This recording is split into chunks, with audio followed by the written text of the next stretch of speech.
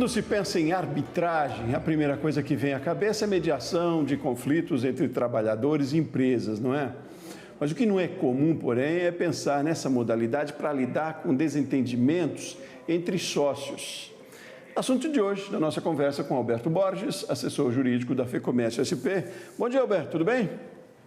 Bom dia, obrigado, Sebastião. Estou bem, graças a Deus. Ótimo, que bom. Obrigado você por aceitar mais uma vez o nosso convite. E me diga, como é que funciona a arbitragem, então, entre os sócios? Bom, no mundo empresarial, a arbitragem ela é muito utilizada, né? Principalmente na condição de se apurar alguma diferença, algum conflito entre os sócios. Por quê? Porque isso é possível dentro das normas que existem, a própria Lei 9.307 de 96, que vai completar agora 27 anos, ela possibilita que seja utilizada a arbitragem nos conflitos entre esses sócios.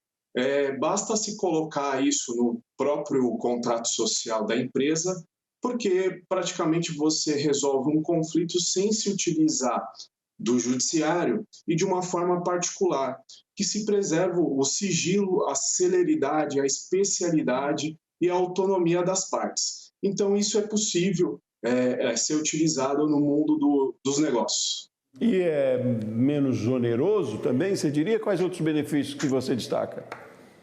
Sim, existe esse lado de trazer benefícios, principalmente na questão de não ser tão oneroso, relacionado quando você vai expor essa questão, esse conflito entre os sócios no judiciário.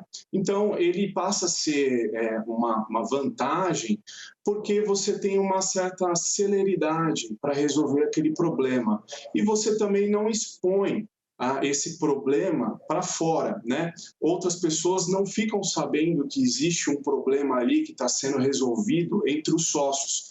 Na destituição de um sócio, na apuração de haveres, né, dessa relação, e economicamente isso torna-se uma vantagem, apesar de você pagar, né, por esse tipo de serviço que é feito nas câmaras existentes aí há anos.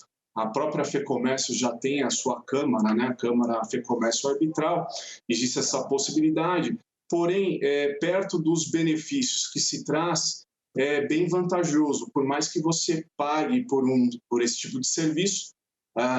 Por exemplo, da FEComércio, os valores são baixos, não são muito altos. Então, isso traz uma vantagem econômica para o empresário. Agora me diga, microempresas, MEIs inclusive, podem se beneficiar de alguma maneira das cláusulas de arbitragem, trazer também para suas empresas? Como pode funcionar isso? Como pode ser utilizado? Boa pergunta, Sebastião. Apenas para os MEIs que não dá para se utilizar, porque o MEI não existe um contrato societário, o MEI é um empreendedor único, né, autônomo, então ele não tem do outro lado um sócio. Mas na sua relação comercial com outras empresas e parceiros, nos seus contratos, pode ser estipulado uma cláusula de arbitragem nessa relação. Diferente para o empreendedor, o médio, o grande empreendedor, isso pode, porque ele já tem a figura de um sócio, né?